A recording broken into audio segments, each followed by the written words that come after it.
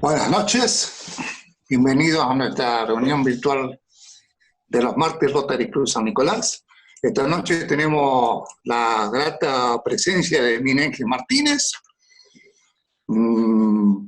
Es de profesión empresario, tiene un estudio contable que se llama Los Andes, Sociedad Responsabilidad Limitada, es piloto comercial y es un interesado en la historia argentina y en las relaciones diplomáticas.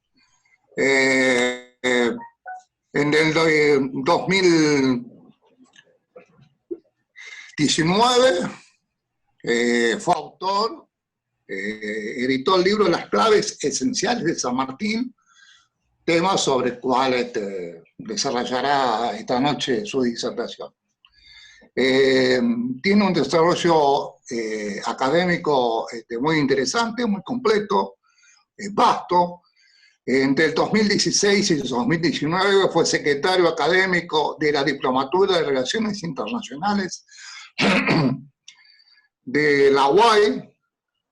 En el año 1977 recibió un premio en el Liceo Militar de la Nación, desde el Instituto Nacional Sanmartiniano. Ha tenido diversas charlas y disertaciones, sobre todo las jornadas de las mesas de diálogo de la Unión Argentina de la Universidad de la Industria Argentina, sobre temas de la Antártida, sobre temas de relaciones internacionales, de derecho internacional, de la década del 70, sobre, en fin, la cuestión Malvinas, y ha participado en cursos y jornadas dados por el Ministerio de Defensa, por la Facultad de Derecho, por la Armada Argentina, por la Organización de los Estados Americanos, por el Consejo Argentino para Relaciones Internacionales y por la Armada Argentina, y ha tomado cursos de historia argentina con el doctor Norberto Galazo, con el doctor Félix Luna y con Roberto Colomodio Galloso. Miguel Ángel Martínez, muchísimas gracias. Tiene su tiempo a disposición. Bueno, ¿qué tal? Buenas noches, estimados amigos rotarios y no rotarios que nos acompañan. Sobre la fecha ahora de 17 de agosto, para recordar a San Martín, me siento honrado por la propuesta de Silvia de incorporarme a su grupo de disertantes en el año, la actividad del año. Me hice un pequeño...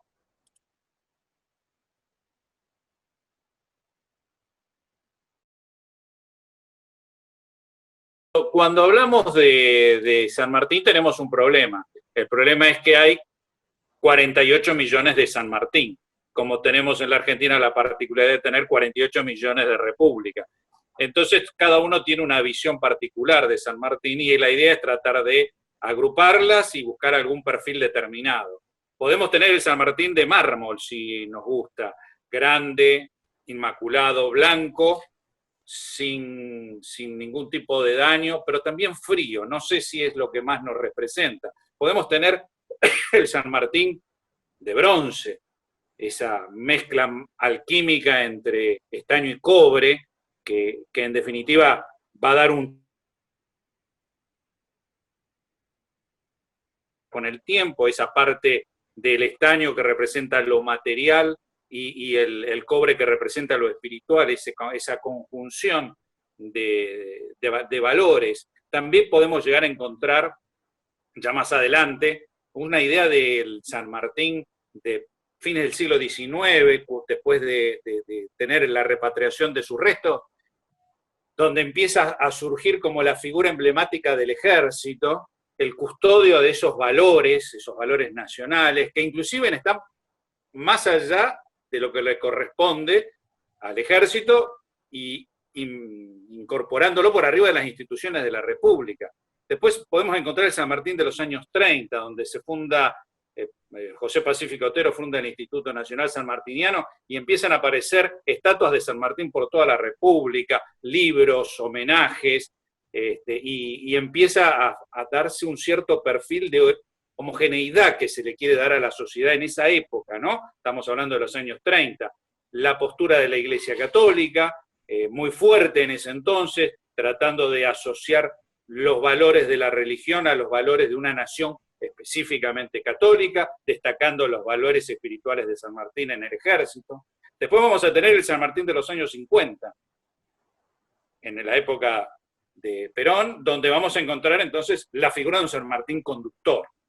Y también vamos a encontrar, entre los 60 y los 70, el héroe revolucionario de la guerrilla, porque en definitiva San Martín se había rebelado contra un gobierno legalmente constituido y había declarado la independencia en 3 naciones, así que también podría ser el San Martín actual, donde en esta idea del revisionismo, que no está mal, porque la historia, a partir de los nuevos documentos y de las nuevas cosas que puedan salir a la luz, obviamente hay que cambiarla, va a haber que ajustarla, y lo que era hasta ayer una cosa, hoy va a tener que ser reinterpretada. Pero estamos entrando ahora en un terreno de revisar no el mensaje correcto de San Martín, de su honestidad, de su modestia, de su carácter parco, de un hombre apegado a ciertos valores de independencia y libertad, sino que empezamos a bucear en temas que son de índole estrictamente personales, y entramos a bucear si tenía amantes, si no tenía amantes, si Remedios de Escalada le fue o no le fue fiel, si es hijo o no de una guaraní, que digamos, ya es entrar en en la opinión personal, por supuesto en la historia, todos tenemos una parte de la razón y la mía no es obviamente más que una dentro de todo este marco histórico. Si fue o no hijo de don Diego de Alvear, cosa que desde ya les digo, y por razones de investigación histórica que ha realizado Diego Zarcona, un abogado investigador, eso está descartado. Lo que propone en 1877 doña Joaquina María Mercedes de Alvear Sáenz de la Quintanilla de Arrotea, en su cronología de los antepasados, es que dice, entre otras líneas, que su abuelo era el hijo, don Diego de Alvear y Ponce de León, era hijo de Rosa Guarú, de una indígena guaraní.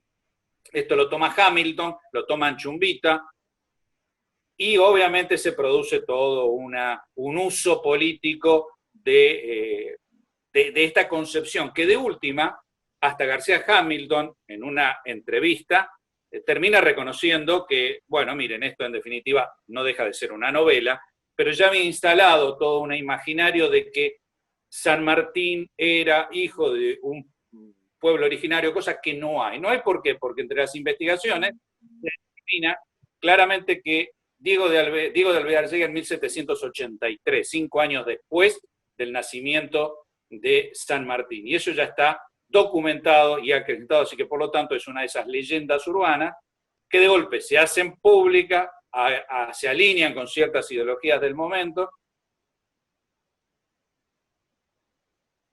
Es que hasta me voy a tomar el atrevimiento de decirle a don Diego Zarcona, que hace toda la vida, que está equivocado, que realmente le doy la razón a la parte de que es un hijo bastardo. La pregunta es, ¿en qué carácter Juan de San Martín va a adoptar el hijo de don Diego?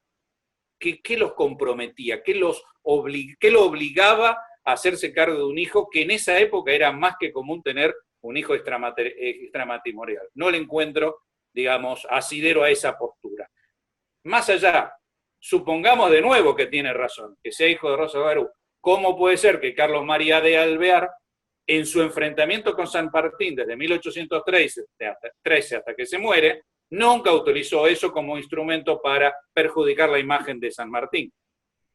Acuérdense, Bernardo O'Higgins es un hijo extramatrimonial del virrey O'Higgins del Perú, y eso se le echó en cara más de una vez por ser hijo bastardo de esa relación. Si bien lo reconoció y le dio una educación de primera, nunca la utilizó. No me cabe duda que doña Joaquina debe haber escuchado eso como lo más suave dentro de su familia. La enemistad y el odio hacia San Martín era claramente notorio, así que lo más suave que debe haber escuchado dentro de su familia es eso. Ahora, tomarlo como un documento irrefutable, yo lo veo un error de los historiadores, y es más, si no me equivoco, la Universidad de 3 de Febrero lo toma como una de las preguntas para el ingreso.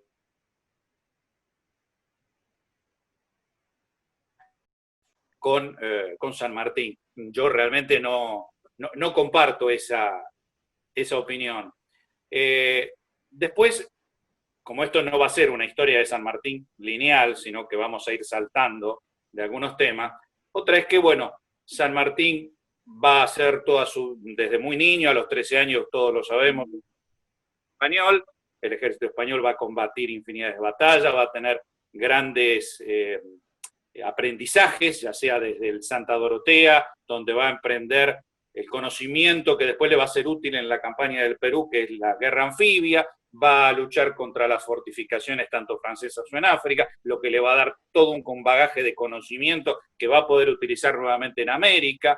O sea, inconscientemente él no sabía que se iba a convertir en un héroe de 3 naciones y un héroe sudamericano. Él hacía su vida normalmente, como cualquier militar, e iba creciendo intelectualmente, lo que le va a permitir después llegar al nivel que llegó. Sin duda no era una persona y un temperamento fácil. Todo el mundo reconoce, era parco, era hosco, sufría un montón de enfermedades a lo largo de su tiempo, lo que hoy llamaríamos estaba con un estrés galopante. Y entre lo que se le recrimina es este vínculo con los ingleses, que sin duda lo tenía, pero no es lo mismo coincidir en intereses que ser agente inglés. Por lo tanto, si aceptamos que eso es así, yo tendría que aceptar y decir que George Washington es un agente hispano-francés. George Washington, en definitiva, no es que él hace la independencia como la película El Patriota, él solo contra el ejército inglés. Él va a tener el apoyo de la corona española y de la corona francesa. Más todavía van a estar el almirante José Solano, el gobernador Mercer, el gobernador de Florida Bernardo Galvez, el general Lafayette, el general Lafitte, 11.000 soldados españoles luchando con Washington y 5.000 soldados franceses. Sin duda entonces, bajo el mismo criterio, George Washington es un agente hispano-francés. Es una burrada porque lo que estamos haciendo es que San Martín, a raíz de los vínculos o en Inglaterra, en Estados Unidos. Y sobre todo en Inglaterra, que recordaba la ayuda que España le había dado a los colonos y a Washington, estaba muy agradecida de poder devolverle las gentilezas diplomáticas, ayudando a los hombres de la independencia con voluntarios, con armamento, con barcos, con dinero, con lo que pudiera devolverle la gentileza de la ayuda que había prestado en su momento Inglaterra. Obviamente él va a tener que buscar algún ardid para salir. Su vida militar en España estaba, en mi opinión, prácticamente concluida, había llegado bastante bien, un rango intermedio, teniente coronel, los grandes cargos estaban reservados a los peninsulares, el ejército estaba totalmente desorganizado y encerrado en Cádiz. Ahí en Cádiz es donde se va a conectar con otros americanos y se va a encontrar con Alvear. Alvear, uno de las familias poderosas de Buenos Aires, lo que hoy llamaríamos los dueños de la Argentina, serían los dueños del virreinato, que él había fundado ya una...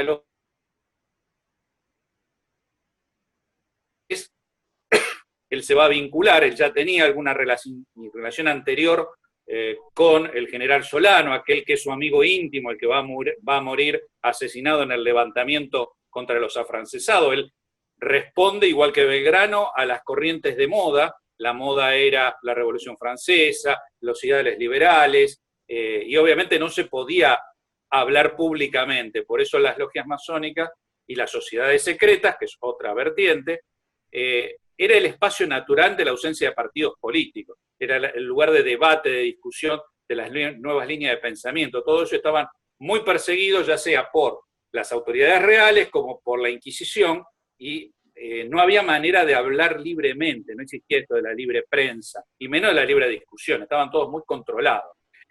Alvear entonces, junto con su amigo también, Macduff, el escocés que le va a abrir la puerta, van a lograr pedirla, él va a pedir la renuncia con uso de uniforme, va a pedir destino que él va a ir con destino a Perú por razones personales, obviamente una mentira piadosa, porque no podía decir que venía a Buenos Aires de 1810, era una sociedad que estaba en rebeldía con las directivas de España, entonces no puede decir que viene acá, lo que dice es voy a Perú por temas personales. La realidad es que con el caos administrativo que tenía el ejército, no controlan si tenía o no algún vínculo con Lima. Pero bueno, le autorizan la salida y va a estar muy pocos tiempos en Londres, muy pocos meses de octubre, porque en enero ya parte para Buenos Aires, donde se va a incorporar a la casa donde vivía Francisco Miranda. Ahí va a tener... Miguel, perdóname, discúlpame. No sé si querés que vaya pasando los slides o vos me vas diciendo cuándo quieres que lo avancemos. Estamos pasando las imágenes del Power o vos nos vas pensé diciendo. que no lo tenía. Sí, no, sí. ¿Lo estás viendo en la otra compu? A ver, perdón. En el celular no lo veo. No lo veo acá en el... Nosotros lo estamos viendo, no sé si vos querés que lo vayamos pasando. Sí, lo que pasa es que no sé dónde están. No, digamos, no sabía si nos ibas a ir pasando, pensábamos que lo Ahora estabas sí. viendo. Ok. No, yo estaba avanzando. Bueno, ahora están viendo una imagen de Yapeyú, ¿puede ser? Sí, en realidad es, no sé si Yapeyú o la réplica, la reconstrucción de Yapeyú en Buenos Aires, ¿es esa? ¿O eso es Yapeyú No, mismo? esta es la réplica.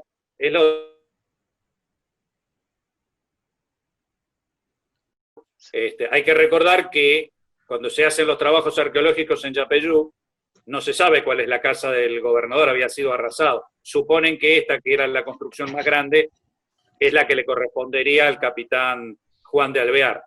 Avancemos entonces hasta las logias.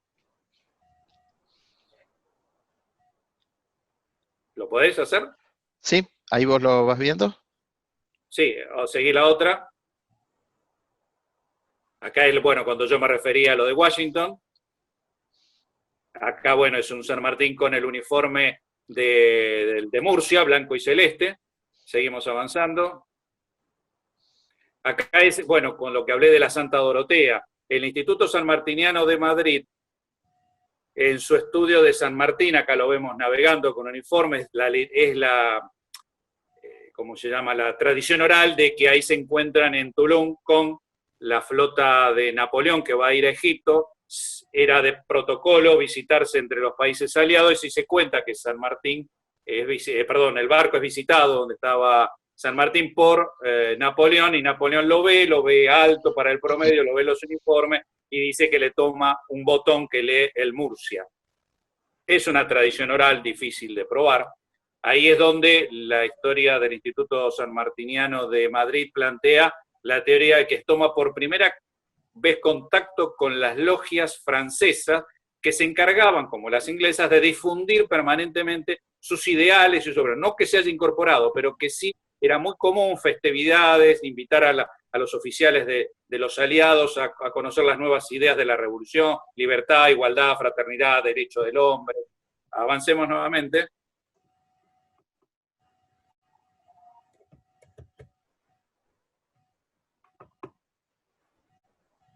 Avancemos a la próxima. Acá es su experiencia militar, que yo la hice cortita, de la misma manera que San Lorenzo es una pequeña réplica de Arjonillas, la batalla de Bailén es una réplica de Chacabuco, o sea, había hecho muy bien los deberes San Martín y había aprendido muy bien desde su óptica de combatiente y oficial de la plana mayor de cómo organizar militarmente dos momentos exitosos donde él participó. Acá es en Cádiz, la ciudad era un caos, donde él decide entonces desvincularse y pasar a retiro, sin sueldo y con uso de uniforme, y va a venir acá a Buenos Aires. Acá es donde se va a encontrar entonces, como yo les decía, el tema de Alvear. Alvear no era, funda la Sociedad de Caballeros Racionales, y justamente es importante el nombre, porque para la masonería, los nombres de una logia representan como el nombre que le pone uno a un hijo. Entonces, Caballeros Racionales estaba referida simbólicamente a hombres de honor, y racionales porque estaban alineados con la moda de la razón en la Revolución Francesa. La razón había desplazado a Dios de la sociedad y la había reemplazado ahora por una nueva diosa, que era la diosa de la razón. Entonces, eran caballeros y de honor.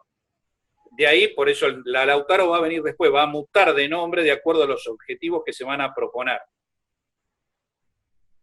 La Caballeros Racionales pasa acá, donde los vemos, a San Martín, a Alvear y a Sapio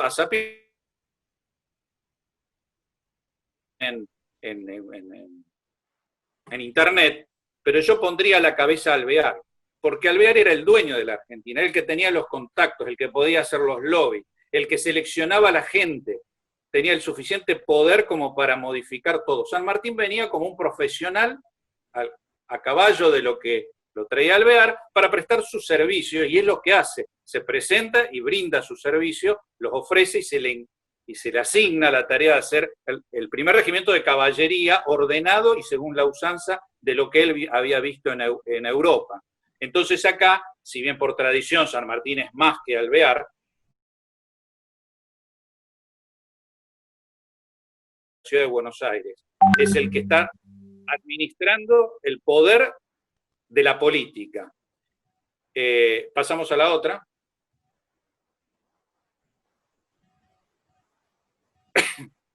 Es el que en definitiva va a ser el que dirija los destinos del primer tiempo de todo lo que sería el virreinato. Ahí está atomizado las diferentes dominaciones, porque él es el que va a proponer y va a hacer el lobby para sacar del eje de la política el primer triunvirato y lo va a reemplazar con el segundo triunvirato. Eso es a partir de que se forma la Sociedad de Caballeros Racionales número 8. ¿Por qué me baso en ese número? Porque hice consultas a la Gran Logia del Uruguay y ellos me confirman que una vez que en 1814 Alvear toma Montevideo, funda la Sociedad de Caballeros Racionales número 9, que hoy sigue funcionando en el Uruguay. O sea, no ha perdido actividades de esa época. Por lo tanto, por deducción, si bien no hay elementos, la de acá sería la número 8, siguiendo un orden cronológico. Pero el jefe de esa rama política sigue siendo Alvear. Es el que va a ser el presidente de la Asamblea del año 13. Es el que va a determinar los cambios de sacar de la papelería oficial las armas del rey, y va a aparecer el escudo del año 3. Es el que va a poner como director supremo a Posadas, que es tío de él.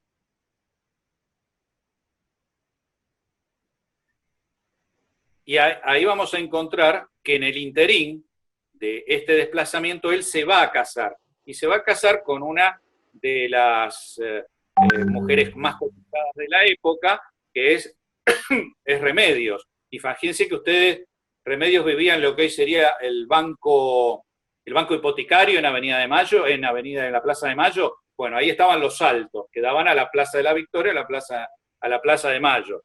Era de una de las familias super patricias, como los Pueyrredón, como los Escalada, como los Pacheco, como los Solazábal, o sea, como los Belgrano. O sea, pertenecía a lo top de la sociedad. ¿Y quién le hace gancho? Alvear. ¿Y dónde se hospeda San Martín cuando llega? No lo conocía nadie. San Martín era ninguna relación acá. Alvear le consigue hospedaje en la casa de Pueyrredón. con el cual va a generar un buen vínculo. La pregunta, esta es una muy buena imagen porque ustedes les voy a mostrar un detalle. Vamos a hacer que es una vinculación política muy importante, porque con esto él genera el lazo con el poder político y económico que existía en Buenos Aires. Cuenta la anécdota que es invitado San Martín a la casa de su futura esposa. Obviamente, imagínense, candelabros con las mejores velas, la platería pulida, los mejores manteles bordados, y ahí va este hombre, teniente coronel, Osco Parco, a la casa de su futura novia. Ahí lo reciben, resulta que le dan su... Y él pregunta, ¿dónde está mi ayudante? Y bueno, obviamente le dijeron, el protocolo hace que su ayudante coma con la servidumbre. Obviamente se levantó de la mesa ofuscado diciendo, donde come el teniente coronel, come el ayudante, y se fue a la cocina. Ahí entendemos por qué la futura suegra no se lo va a querer demasiado, y es ahí donde dice, ¿por qué mi hija se tiene que casar con este soldadote? Porque era así. Bueno, obviamente le trajeron la banca, el edecán comió en la mesa con todos, pero ya da el perfil de un San Martín más humano, un San Martín duro, alineado con el cuartel, le faltaba un poco de tacto, todo eso lo va a ir administrando a lo largo de su tiempo. Esto es una anécdota justamente para dar ese perfil de ese San Martín de ese momento exclusivamente. Después va a venir San Lorenzo, después de este casamiento, fíjense ustedes, se hace con toda la pompa de la época. Este cuadro está fantástico, porque se hace con misa, con comunión y con velación. Fíjense ustedes, el velo de ella pasa por atrás del hombro de San Martín del otro lado. Era lo máximo en la etiqueta de la época en importancia. El velo de ella cubre a San Martín, acompañándolo y demostrando esa unión de pareja, ¿no? Es muy interesante porque se dan las tres situaciones: misa, comunión y velación, que era lo top de lo top para la alta sociedad.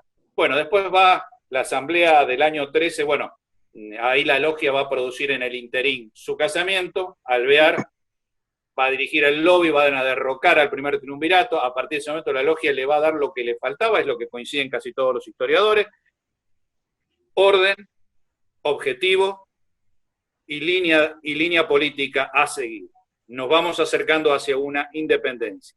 Alvear obviamente tenía, más allá de sus cualidades de poder y económico, una gran vanidad comparada con San Martín, y quería ser el Napoleón de América. Pueyrredón va a terminar preso, él pertenecía al primer triunvirato, va a terminar preso.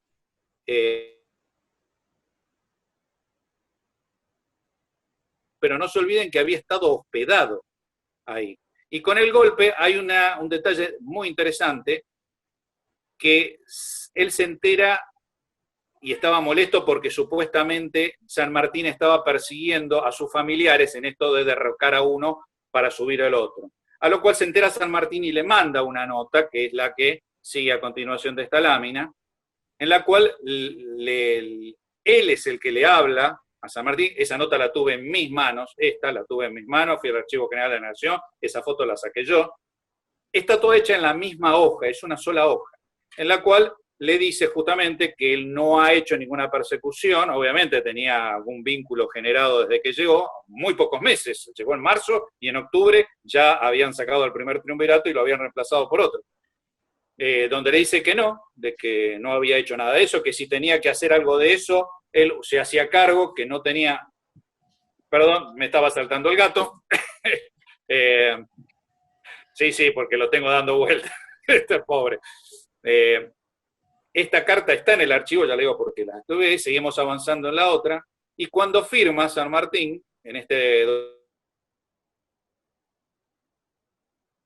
le contesta, que Pueyrredón le contesta y le agradece que haya sido tan honesto, que haya mostrado esa hidalguía, y haya aclarado la situación, pero San Martín le firma con los 3 puntos típicos de los documentos masónicos, a lo cual me ha llevado a veces a algún intercambio de opinión con las corrientes que consideran que San Martín no era masón al estilo inglés, era masón al estilo francés, que son cosas parecidas pero no iguales. En lo cual me dicen que no, que esto ha sido 3 puntos que vienen por transferencia de la tinta del lado de atrás. Yo le digo, mirá, no se ve que haya una transferencia, lo he hablado con algunos. Bueno, como hice con el caso de Rosa Guarú, te doy la razón. Fue por transferencia.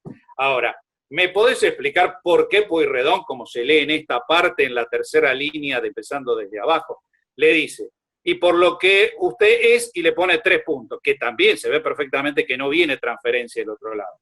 Es una nomenclatura masónica. Hoy la sabemos todo porque entramos en Wikipedia y está todo. Se acabó esto del supermisterio y demás. Pero en esa época no, porque si te agarraban y lo interpretaban, ibas preso o fusilado o ahorcado. O sea, no había posibilidad de mucho tinte. Sigamos avanzando. En esto es demostrar de que había 2 corrientes. Había una parte que era la masonería liberal, como lo era el virrey de la Serna. El virrey de la Serna era liberal, pero era monárquico constitucional.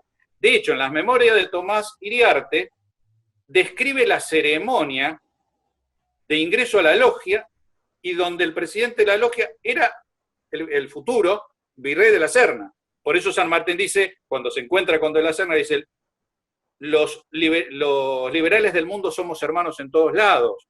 Es decir, eran liberales, uno republicano, el otro monárquico constitucional, lo que los ponía en posiciones distintas. Este es el número de...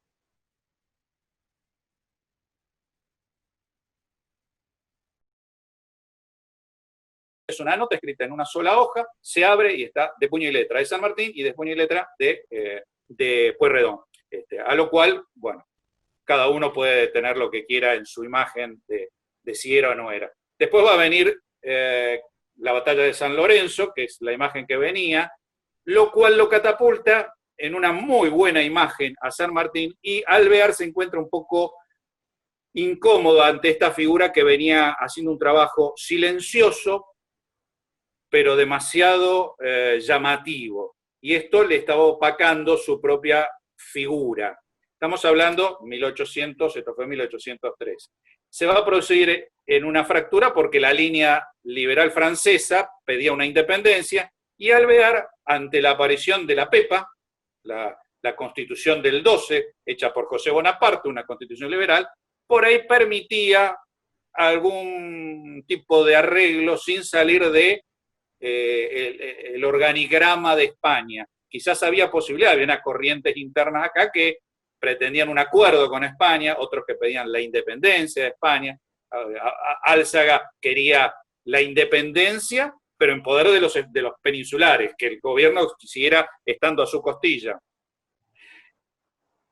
Ahí se le va a decir a San Martín, obviamente a través de Posadas, que se haga cargo del ejército de Buenos Aires, que no existía, era cartón pintado. Él elegantemente rechaza ese mando, y es ahí donde le dicen que lo vaya a ayudar a Belgrano. Y ahí se va para el norte. O sea, lo mandaron, hoy por hoy lo mandan de embajador a algún país extranjero. Bueno, en este caso a San Martín lo mandaron a hacerse cargo del ejército del norte, que estaba absolutamente desordenado, desorganizado, anarquizado, no tenía uniforme, no tenía recursos, no tenía nada. San Martín, acuérdense, en este viaje va adquiriendo información de cómo es la topografía, el terreno, las costumbres, porque él no hacía 25, 26 años que no venía acá. Algunos dicen que, en este caso Terráneo, el famoso Plan Midland, que es el que va a proponer él como... Era uno de los tantos planes que tenía Inglaterra para desestabilizar España. Ahora, el almirantazgo le iba a dar uno de los planes o todos los planes a disposición de un teniente coronel del montón que estaba 2 o 3 meses acá, de estrategias, de lo que sería top secret en ese momento para Inglaterra. Yo lo veo en lo personal difícil. Que pudo haberlo escuchado, como era un tema militar, pudo haberlo escuchado, pero el Plan Midland dice una invasión sobre Buenos Aires, tomar Buenos Aires, imagínense lo que sería en esa época. tomar Buenos Aires, marchar a Mendoza, y de Mendoza cruzar a Chile, combinado con una flota que venía del Pacífico inglesa que iba a tomar Valparaíso. O sea, no mucho que ver con lo que hizo San Martín. Ahí, cuando llega en enero del 14, ya en diciembre del 13, el que viene ahora atrás de esta reunión con Belgrano, que era uno de los oficiales de Belgrano, que era Enrique Pellarel, que es la imagen, la única que conseguimos, que era un oficial francés al servicio, propone en diciembre del 13 un plan que era hacer un pequeño ejército en Mendoza, cruzarlo, y ahí con los chilenos asociados, hacer una operación anfibia hacia el Perú, bastante más cercano a lo que era Vieja en Chile, así que no había que haber cruzado los Andes en forma militar, sino era hacer un ejército, organizarlo, fusionarlo con la de los Carreras, o los de O'Higgins, los que estuvieran gobernando, y de ahí, bueno, pero en el ínterin se va a producir la derrota de la Patria Vieja chilena, y San Martín ya había pedido el pase. Fíjense ustedes que San Martín se da cuenta que por el norte la cosa no va a caminar. Le da una pequeña estructura, después alega, o verdad o no, problemas de salud, pero en abril él ya no está más en el norte. Está muy poco tiempo. Y de ahí le pide a Posadas trasladarse a Mendoza. Y es lo que dice la orden, que a su pedido, Posada dice, a su pedido, se lo designaron. O sea, yo me lo imagino Alvear,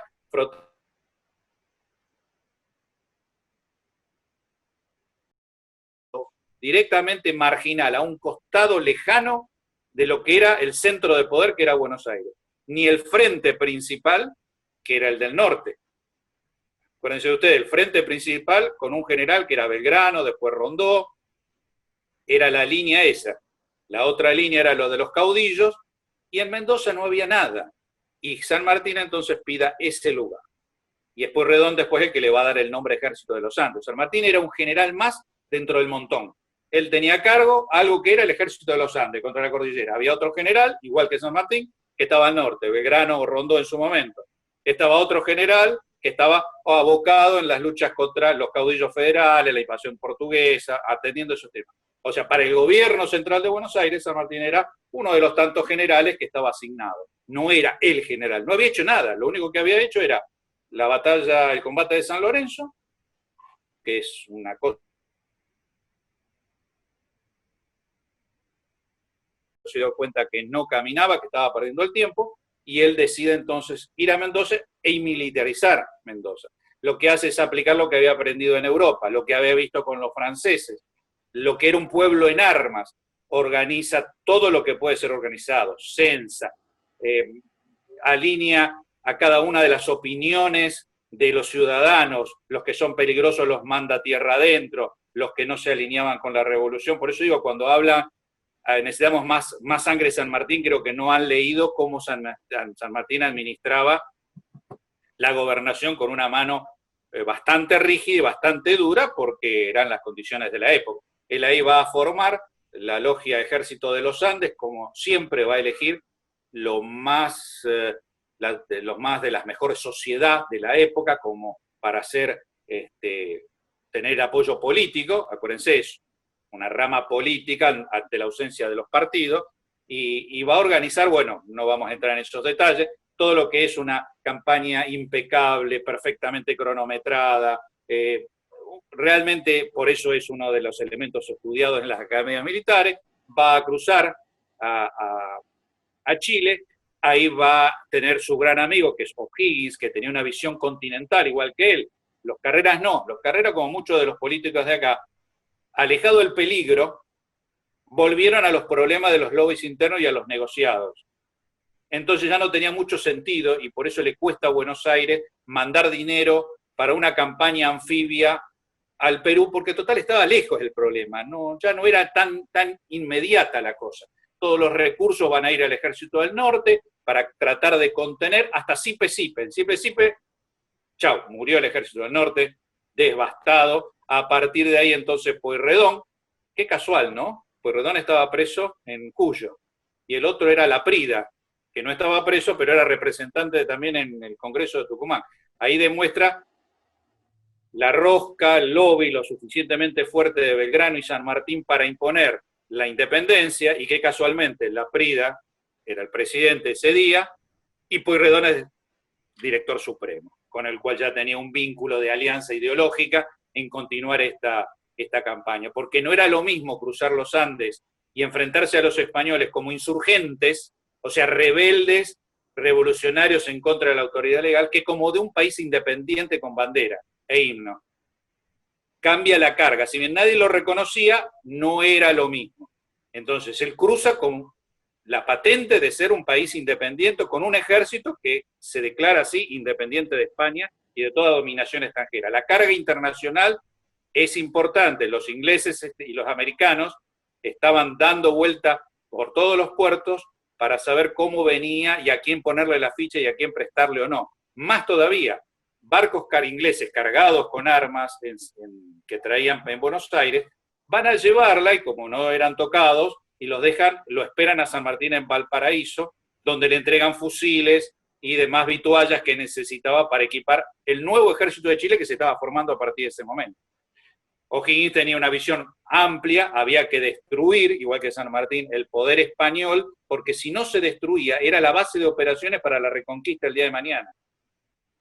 En cambio, los localistas como Carrera y muchos de los políticos de Buenos Aires, alejado el poder, ya el peligro, ya, bueno, no, lo vamos dejando, no juntemos más plata, no hagamos más este lío.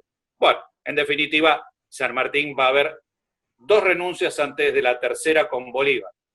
En Mendoza, como no se le daba, porque los bolivarianos dicen que San Martín nunca le ofreció mandar al ejército y ponerse en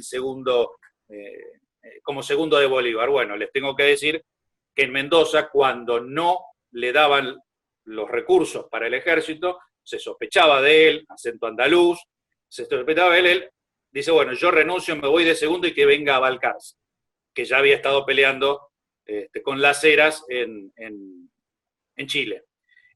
Hace la misma estrategia en Perú. Como no le daban los recursos para la operación anfibia que quería hacer sobre Perú, él le dice, bueno, yo renuncio al mando y quedo como segundo de O'Higgins, que O'Higgins la lleve adelante. Obviamente no lo deja, que continuara él, y ahí se va a producir esto de la renuncia de Rancagua. Ante la caída del director supremo, Pueyrredón, su amigo, su respaldo, por problemas internos nuestros, el ejército, él le pide, ¿qué hace? ¿Se vuelve cumpliendo la orden de donde emanaba su autoridad? ¿O hace esto del acta de Rancagua, donde lo privatiza y queda bajo un acuerdo de que ellos van a continuar? O sea, se quedaron independientes, no tenían sustento legal, porque a partir de ese momento la bandera y el ejército de los Andes pasan a depender exclusivamente de San Martín y de los recursos que O'Higgins le diera para reemplazar las bajas y equiparlo. San Martín nunca deja el ejército de los Andes como respaldo político.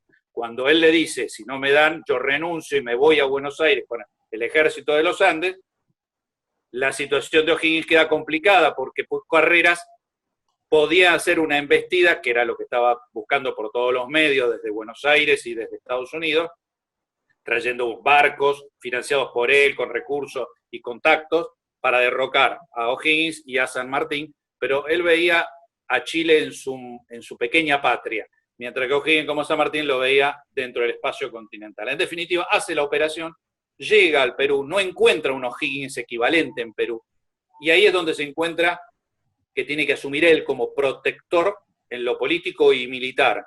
No era su gusto, pero no hay otra personalidad. A ver, el limeño, el peruano, la corte competía en poder y privilegio con la de Madrid. O sea, tengan una idea de la importancia y de los titulares de la época. Imagínense Crónica, o sea, el Crónica de Madrid diciendo San Martín tomó Lima. Era un escandalete, eso era una cosa increíble, se estaba viniendo el mundo abajo. Las autoridades no querían, estaban cómodas. ¿Qué libertad de qué? Si yo soy conde de Tagle, del título de Castilla. Por eso San Martín plantea una monarquía constitucional para el Perú y no una república como le hubiese gustado, porque para ser república hay que tener un pueblo educado. Por eso su obsesión permanente con los libros, con las bibliotecas, con los hospitales, con las escuelas. Para vivir en república y en democracia se necesita un pueblo educado y preparado y con libertad de pensamiento, cosa que obviamente el 95% de la población sudamericana era analfabeta. Entonces, hacía hincapié y ve que como una salida lógica era una monarquía constitucional, quizás que con el tiempo, como hizo Brasil, monarquía y después se convirtió en república, bueno, una monarquía para permitir un paso interior. Organiza todas medidas de corte liberal, como lo que se proponía, libertad de prensa, expulsión de la Inquisición, distribución de poderes, juzgar a los malos jueces. Él siempre mostró vivir y dar el ejemplo de lo que vivía. Él renuncia a sus sueldos, como lo hizo Belgrano. A ver, renuncia a su sueldo, estamos siendo honestos, pero ¿en qué se modificaba el presupuesto quebrado que tenía el país que dos generales le den el 50% del sueldo? Nada, era un acto simbólico diciendo nosotros estamos comprometidos con la idea, no porque se hubiesen ahorrado plata, es un acto simbólico de vivir austeramente, disciplinadamente, sin exceso y exigirle a los otros lo que ellos mismos estaban viviendo y predicando. Después, bueno, el famoso, la reunión de Guayaquil, donde él va a tener que abrirse, que creo que es la otra imagen. Esto estamos hablando en un pantallazo de lo que sería la política de la rosca, como se dice ahora, ¿no? El lobby. San Martín se entera, a través de sus oficiales, él había mandado, ¿se acuerdan? La batalla de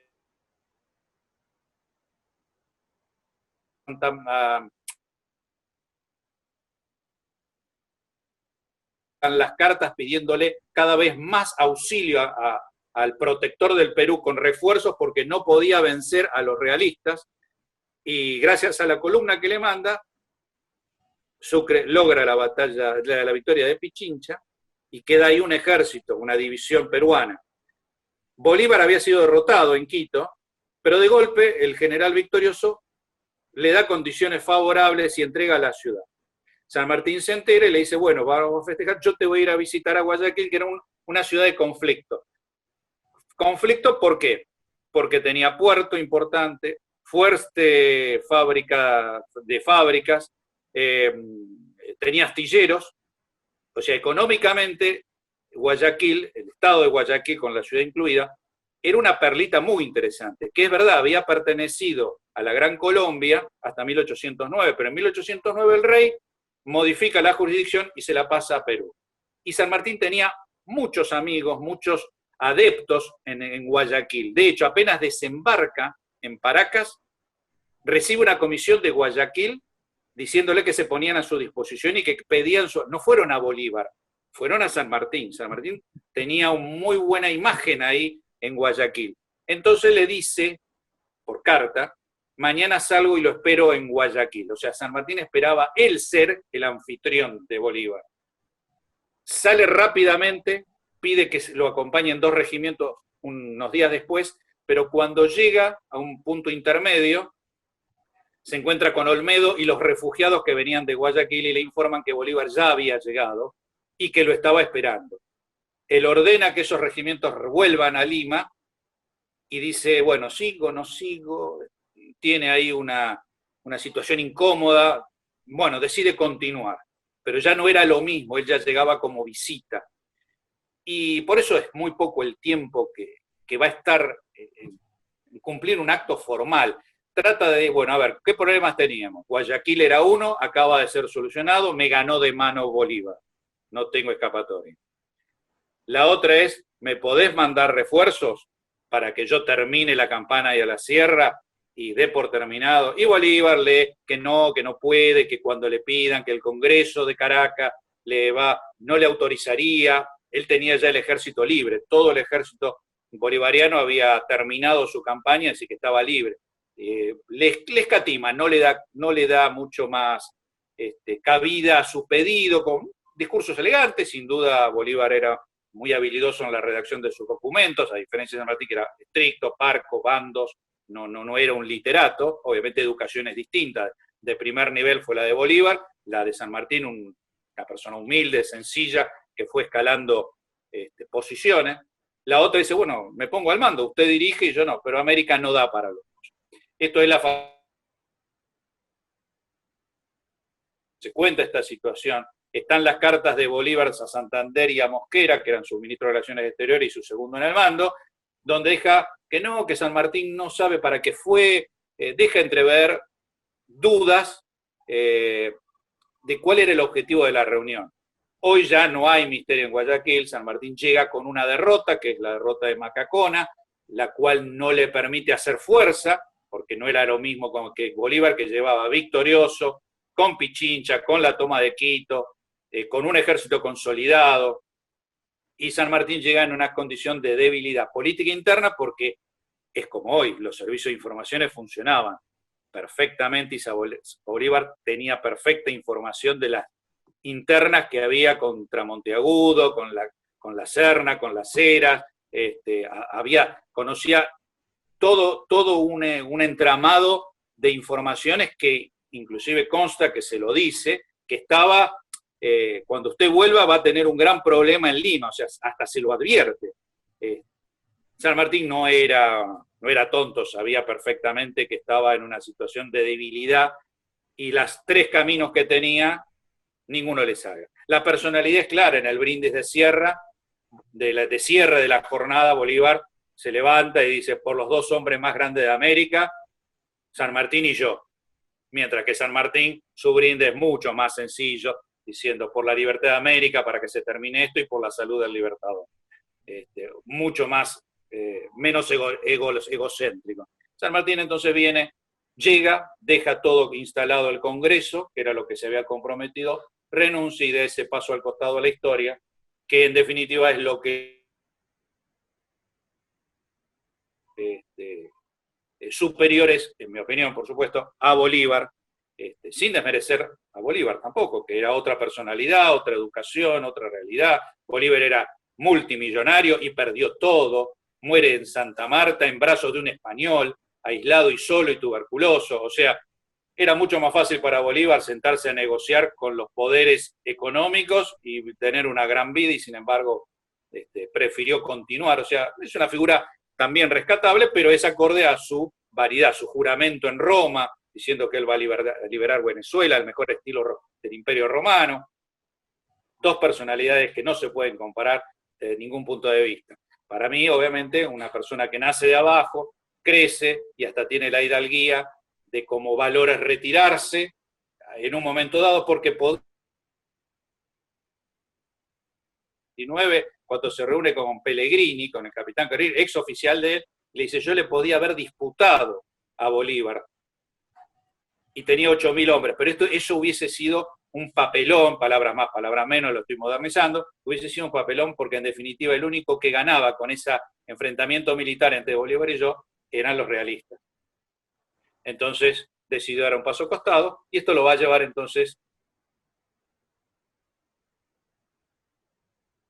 en esa vida en el exterior, más allá de vincularse haciendo lobby, porque es lo que va a hacer, tratar de que se reconozca por todos los medios la independencia de estos países que si no se lograba reconocer la independencia no tenían ningún valor, era sin papel sin ningún contenido. Él se va a encargar de vivir permanentemente ante los gobiernos de Francia, de Inglaterra, a través de sus vínculos. No se olviden que muchos de los vínculos de San Martín, tanto en ingleses como franceses, lo va a conseguir en España, cuando estaba como militar.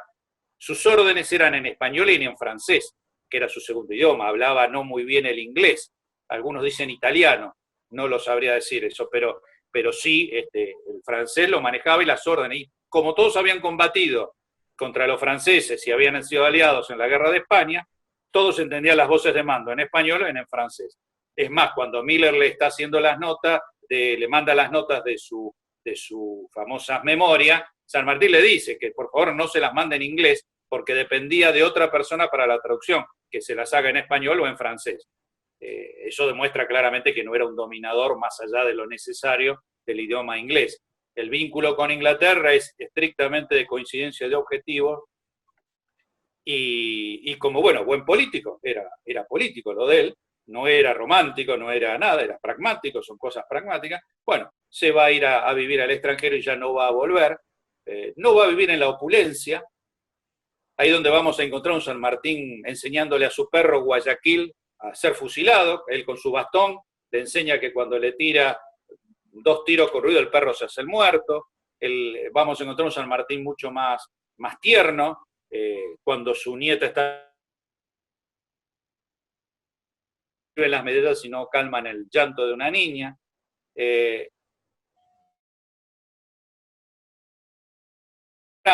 La independencia, primero la va a reconocer Chile, después la va a reconocer Brasil por el tema de la banda oriental, era mucho mejor pelearse con un país nuevo que con España, entonces la va a reconocer, después va a ser Estados Unidos en el 22, y en el 25 lo va a reconocer Inglaterra. A partir de ahí empieza la cadena de naciones que empiezan a reconocer la independencia, hasta 1860, cuando España en definitiva termina de reconocer. El carácter de San Martín nunca fue fácil. Acuérdense que estaba Rufino, que es el hermano, que está muriendo en España, y él pide ingresar para ver al hermano, y él pretende que el gobierno español le reconozca que el ingreso como generalísimo de los ejércitos del Perú y protector general de la Confederación Argentina. Obviamente el gobierno español le dice, no puede ingresar con eso, usted si quiere puede ingresar como el señor José Francisco de San Martín.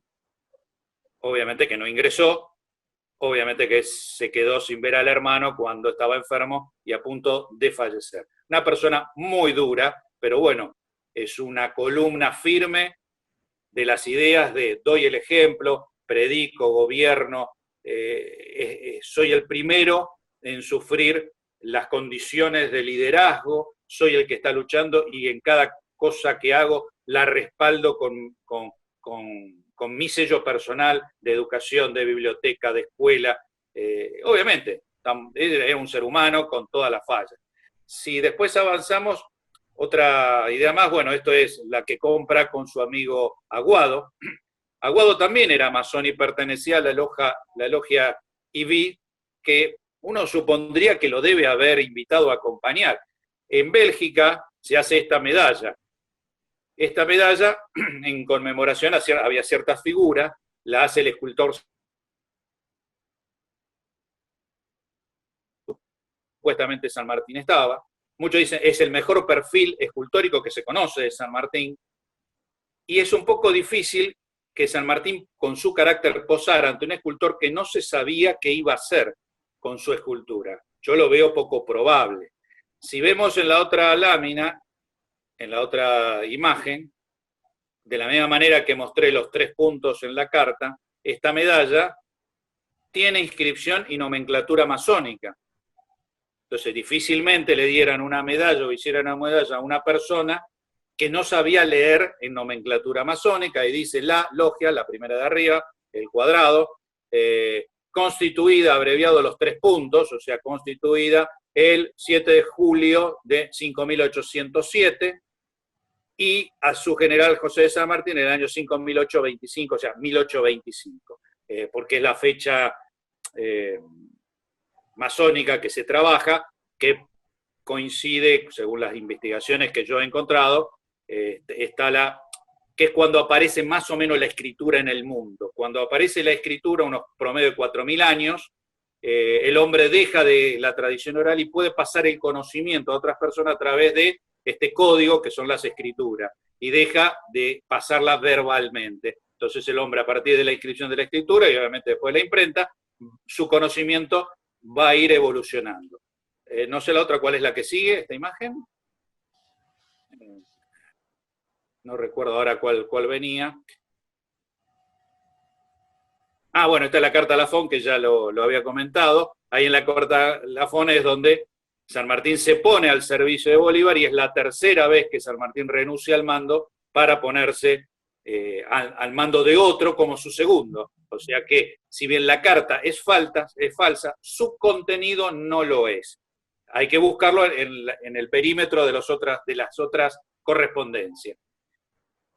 Ante la situación de Francia en 1848 y la revolución, decide trasladarse a Boulogne-sur-Mer. Acá tenemos lo que es la imagen de la Segunda Guerra Mundial, del puerto de Boulogne-sur-Mer, cerca de había una base de submarino. Fíjese el estado en que quedó. Lo único que no le pegaron los aliados fue increíblemente a la estatua. Ni se la robaron los alemanes, porque los alemanes en retirada se llevaban todo lo que podían, bronce y demás, para la industria militar. En Boulogne-sur-Mer ni los alemanes se llevaron la estatua de bronce para fundirla, y tan buena suerte tuvimos que la artillería naval aliada destruyó casi todo el puerto de la ciudad y se salvó milagrosamente, por eso es un milagro, la escultura de San Martín con muy pocos daños. Después hay una imagen que está toda completa, lo que sería hoy en la actualidad.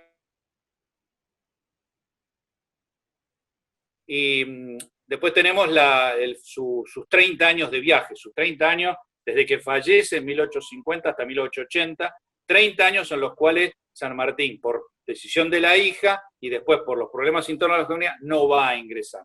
A ese acto del 29 de mayo de 1880, San Martín va a ingresar a la catedral. La realidad es que el barco que lo trae, que es el Villarino, es un barco muy, digamos, Julio Argentino Roca, ministro de Guerra, era muy simbólico en elegir los nombres. Esta es la casa de él, que va a alquilar en los últimos pisos, pero va a tener después una muy buena relación, y esta casa se va a comprar por suscripción pública, no el Estado.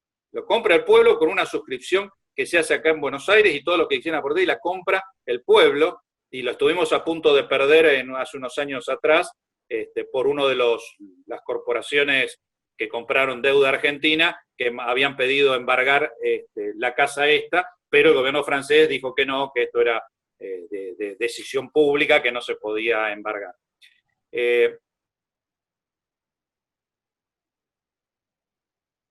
A lo pícaro de Roca, le está mandando, bueno, acá la catedral, esta foto es de 1870 aproximadamente, es lo más antiguo que se encuentra como foto, la pirámide donde está, después venía la Recoba, bueno, estaba ahí en esa manzana, todo esto pertenecía a la curia.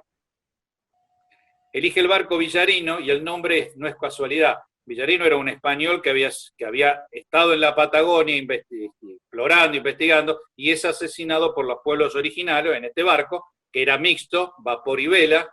Era el primer barco con tripulación 100% argentina. 100% argentina. Era un barco de transporte, y ahí va a venir no solo San Martín, sino que las primeras mármoles del mausoleo.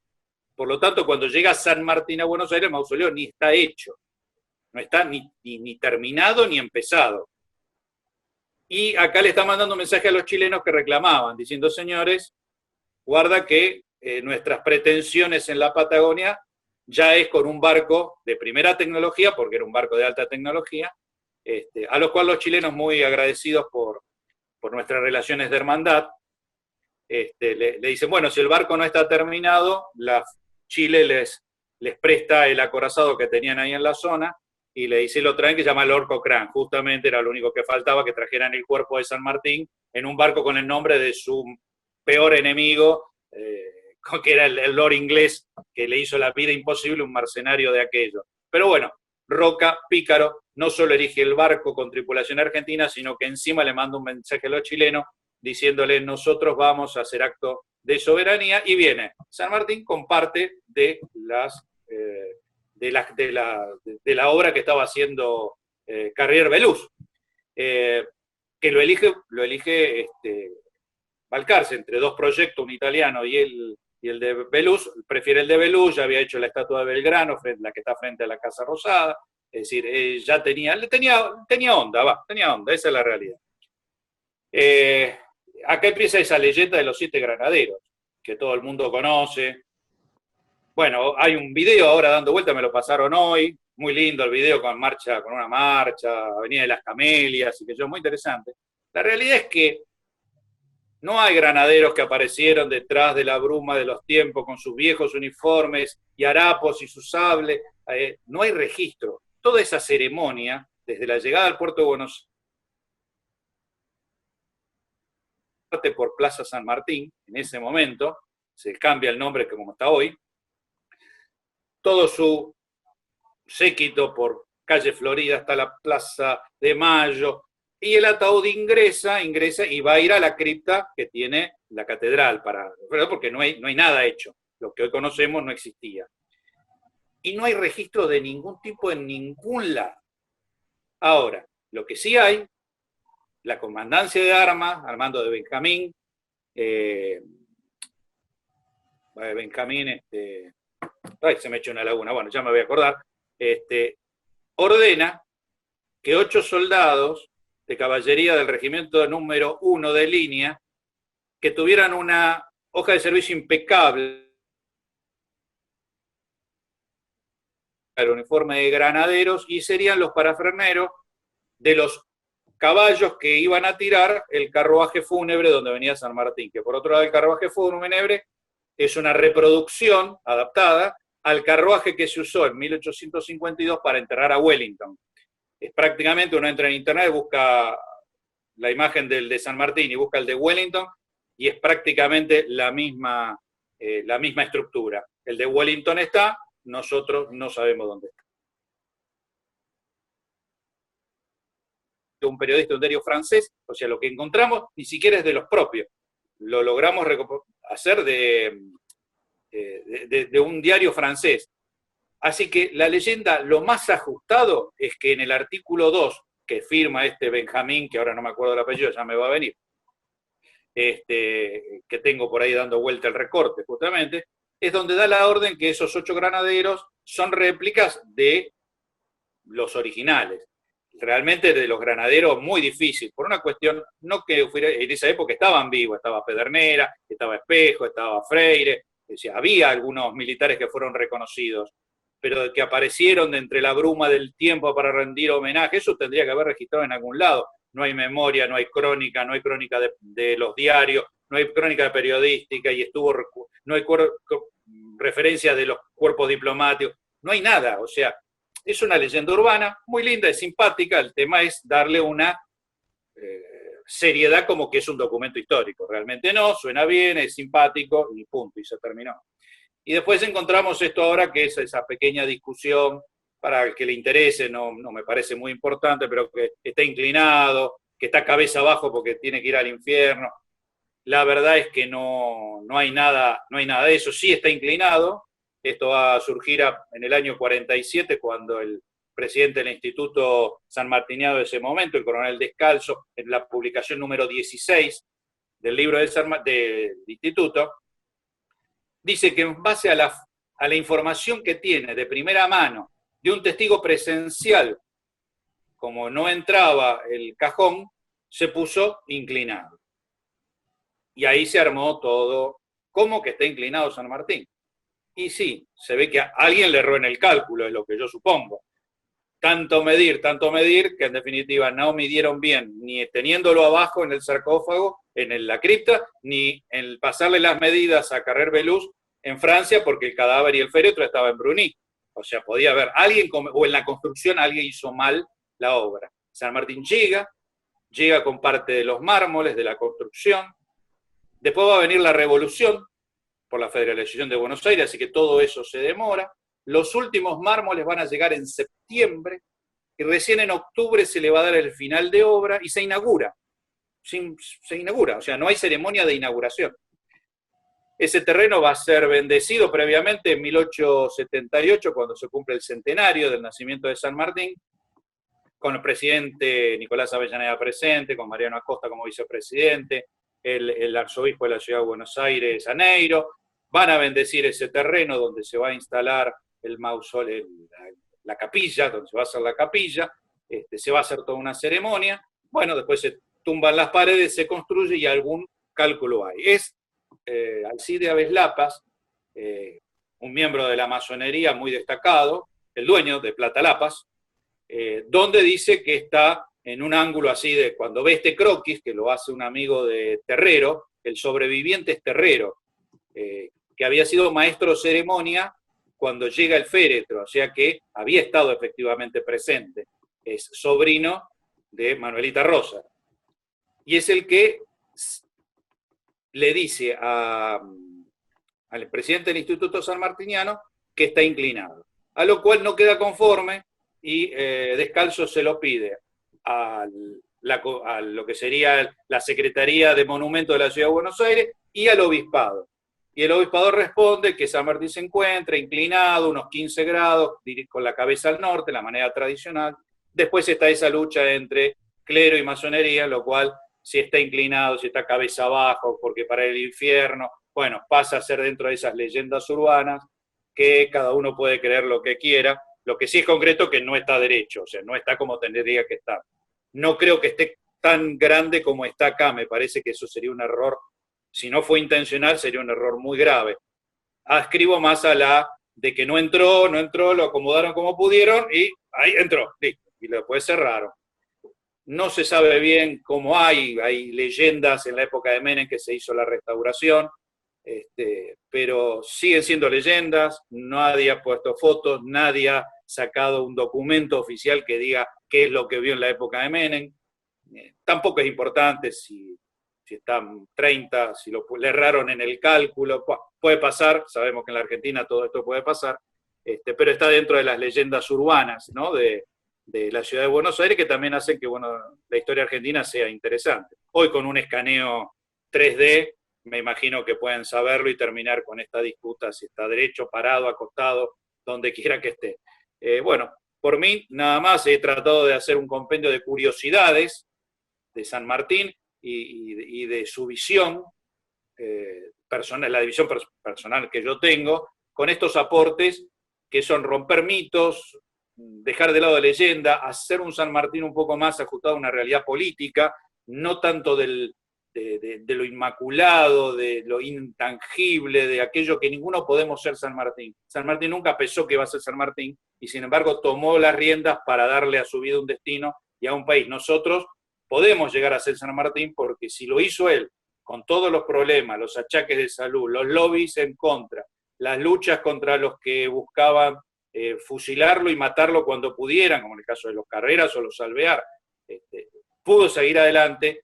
Ejemplos de estos padres fundadores como Belgrano y San Martín, creo que nos acerca más a una realidad de lo que podemos hacer los argentinos si es que decidimos hacer algo. En algún momento vamos a ir, en mi opinión, no demasiado buenos caminos, no importa quién gobierne, no importa el signo o el color político, en general el promedio para mi punto de vista es que venimos mal desde hace muchos años y que tenemos que buscar estos modelos reales a los cuales podamos identificarnos y podamos tratar de imitarlo, si es posible, dentro de nuestra esfera de trabajo, nada más.